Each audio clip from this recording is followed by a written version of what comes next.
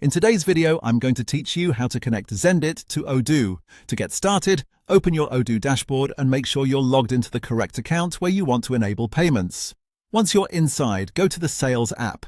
This is where you'll find the settings related to payment options and provider integrations. After opening Sales, look toward the top left area of the screen and click on Configuration. A drop-down menu will appear, and from there, select Payment Providers. This section is where Odoo lets you manage the different payment services that can be connected to your store or sales flow.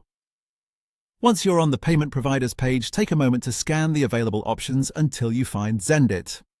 When you see it, click Install. This tells Odoo that you want to add Xendit as one of your active payment providers.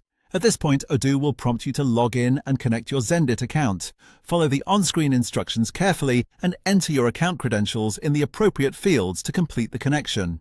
Make sure you're using the correct account details so the integration works properly. If your browser asks for any permissions or redirects you to a secure login page, that's a normal part of the setup process.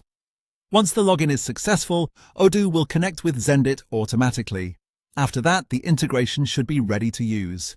It's a quick setup, but it's still a good idea to double-check that the connection completed successfully by confirming that Xendit appears as installed and active in your payment providers list. And that's it. You've now connected Xendit to Odoo. This setup allows you to move forward with payment processing more smoothly inside your Odoo environment. If you're configuring this for a live business workflow, take a moment afterward to review the provider settings and make sure everything looks correct before accepting real customer payments. Thanks for watching, and I'll see you in the next video.